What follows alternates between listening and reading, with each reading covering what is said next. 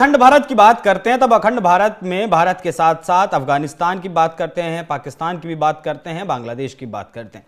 लेकिन बांग्लादेश में जो कुछ पिछले दिनों हुआ, सरकार में तख्ता पलट हुआ आरक्षण के नाम पर, लेकिन टारगेट हिंदुओं को किया गया, मंदिरों को जलाया गया, हिंदुओं की टारगेट किलिंग की गई। पाकिस्तान में आज भी हिंदुओं की टारगेट किलिंग की जाती है, उनका धर्मांतरण जबरन करवाया जाता है। अफगानिस्तान से तो हिंदुओं का नामो निशान मिट गया और लगभग 3 से 4 परिवार वहां सिखों के इस वक्त बचे हैं। हिंदू लगातार उन पर अत्याचार हुआ तो वो वहां से भागा, बटा रहा, अलग अलग जातियों में, अलग अलग समुदायों में बटा रहा, तो इसकी वजह से उन्हें वहां अफगानिस्तान से भागना पड़ा, खत्म हो गए। बांग्लादेश में भी यही स्थिति है, पाकिस्तान से भी लगभग खत्म होने की स्थिति है। लेकिन योगी आदित्यनाथ ने अब एक बयान दिया है। योगी आदित्यनाथ ने कहा है कि कटेंगे तो बटेंगे। सीधे तौर पर इससे पहले योगी आदित्यनाथ की तरफ से ऐसा कोई बयान सामने नहीं आया था। उदाहरण के तौर पर पाकिस्तान का जिक्र किया गया और उदाहरण के तौर पर बांग्लादेश का जिक्र किया गया। उधर मध्य प्रदेश के मुख्यमंत्री मोहन यादव ने भी कहा है कि अगर हिंदुस्तान में रहना है तो राम और कृष्ण की जय कहना होगा। दोनों बयानों के मायने क्या हैं, समझने के लिए मेरे साथ मौजूद है नाजिया इलाही खान, बीजेपी नेता। बहुत बहुत स्वागत है मैडम आपका। जिस तरीके से दो मुख्यमंत्री और दोनों के अब लगता है जैसे गियर बदल लिया है, तो पहले तो योगी आदित्यनाथ के बयान के जो मायने हैं वो समझाइए कि वो आखिर कहना क्या चाहते हैं। अभिषेक जी, सबसे पहले मैं आपको कहूंगी कि इस देश को सुरक्षित रखना, इस देश की सभी आबादी को महफूज रखना पार्लियामेंट में बैठे 240 लोगों की सिर्फ जिम्मेदारी नहीं है, बल्कि इस देश में रहने वाले हर एक नागरिक की जिम्मेदारी है कि इस देश को कैसे सुरक्षित रखा जाए। योगी आदित्यनाथ जी ने हमेशा अपने अटल और अपने एकदम पुरजोर बातों को डंके की चोट पर रखा है। एक व्यक्ति जो अपने उत्तर प्रदेश के विधानसभा में साफ कहता है कि प्रशंसा चाहिए होती तो मैं मठ में बैठा रहता, मैं यहाँ पर काम करने आया हूँ, मैं यहाँ पर प्रशंसा बटोरने नहीं आया। तो उनका जो कंसेप्ट है वो बिल्कुल क्लियर है, एकदम क्रिस्टल क्लियर है। अब आती है बात कि उन्होंने कहा कि हिंदू बटेगा तो कटेगा। बात तो सही कहा है उन्होंने, इसमें दो राय कहां पर आती है।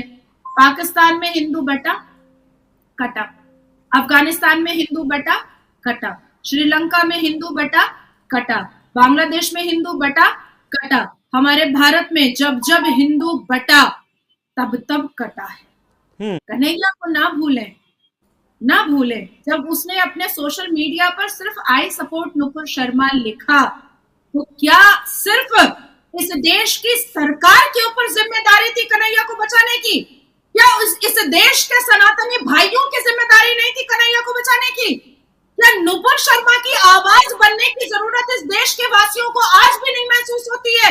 मेरे ऊपर अंजुम खान, क्रिकेटर शिवम दुबे की बीवी ने इतना बड़ा एक नारा लगाया कि नाजिया इलाही खान का खबर लेने का वक्त आ चुका है। क्या रोड पर आने की जरूरत नहीं थी मेरे सनातनी भाइयों को कि तुमने कहा कैसे ऐसा? क्या सिर्फ मीडिया और पुलिस का काम है? क्या सिर्फ योगी आदित्यनाथ का काम है? क्या सिर्फ आदरणीय प्रधानमंत्री का काम है? क्या सिर्फ नाजिया इलाही खान, नुपुर शर्मा का काम है इस देश को बचाना? देश के वासियों का काम नहीं है? अरे रोज हिंदू कट रहा है, अरे रोज हिंदू बेटियों का शोषण हो रहा है, लव जिहाद हो रहा है। कभी हिंदू बेटियां बक्से में पाई जा रही हैं, कभी हिंदू बेटियां फ्रिज में पाई जा रही हैं। लेकिन जिन हिंदुओं को मुसलमानों से भाईचारा करना है वो चारा बनते हैं और साबित भी होता है। एकदम सटीक और एकदम टू द पॉइंट बात कहा है योगी आदित्यनाथ जी ने। बिल्कुल। एक बार सुनवाइएगा जरा योगी आदित्यनाथ ने क्या कहा नाजिया जी, फिर मैं आपसे अगला सवाल लूंगा। बहनों और भाइयों, राष्ट्र से बढ़कर के कुछ नहीं हो सकता। और राष्ट्र तब सशक्त होगा जब हम एक रहेंगे, नेक रहेंगे, तभी नेक रहेंगे। बटेंगे तो कटेंगे। आप देख रहे हैं ना, बांग्लादेश में देख रहे हो ना, तो वो गलतियां यहां नहीं होनी चाहिए।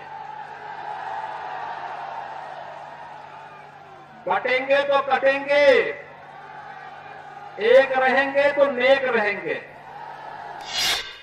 नाजिया जी, दो पहलू इस बात के हैं। राहुल गांधी जाति जनगणना की बात कर रहे हैं, लगातार उन्हें करवानी ही करवानी है, ऐसा उनके बयानों से लगता है।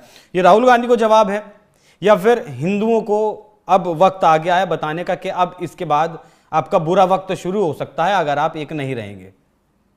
राहुल गांधी इतने इम्पोर्टेंट तो नहीं है, ना मेरे लिए और ना ही इस देश की सरकार के लिए और ना ही योगी महाराज जी के लिए स्पेशली। इस देश की जनता हमारे लिए बहुत महत्वपूर्ण है, सर्वप्रिय है और सर्वप्रथम है। इस देश की जनता को यह संदेश देना और उनको समझाना ये हमारे कर्तव्यों का पालन है कि हमें उनको समझा ही देना चाहिए। जाति जनगणना की बात है तो जहां पर राहुल गांधी की सरकार है वहां पर क्यों नहीं करा रहे हैं? और जिस हिसाब से फारूक अब्दुल्ला का मैनिफेस्टो आया है उसमें तो वो SC/ST को खत्म कर रहे हैं, रिजर्वेशन को। तो क्या राहुल गांधी उस पर प्रेस कॉन्फ्रेंस क्यों नहीं कर रहे हैं? अब तक राहुल गांधी क्यों नहीं कह रहे हैं, कोई अपनी टिप्पणी क्यों नहीं दे रहे हैं कोलकाता में डॉक्टर बेटी की हत्या और रेप पर? यह सेलेक्टिव राजनीति राहुल गांधी करते रहेंगे। और राहुल गांधी का जो चरित्र है, उनका जो मिशन है इस भारत को तोड़ करके एक और इस्लामिक देश बनाने का, अपने नाना अब्बू की तरह, वो हमें भी समझ में आ चुका है और इस देश की सरकार को भी समझ में आ चुका है। पर जनता को समझाने का वक्त आ चुका है, इसलिए जनता को समझाया जा रहा है कि हम बटेंगे तो हम कटेंगे। और काटना तो पार्ट ऑफ जिहाद है, काटना मारना तो पार्ट ऑफ जिहाद है। और ये जानबूझ करके टुकड़े टुकड़े गैंग बन करके तो रहते ही है।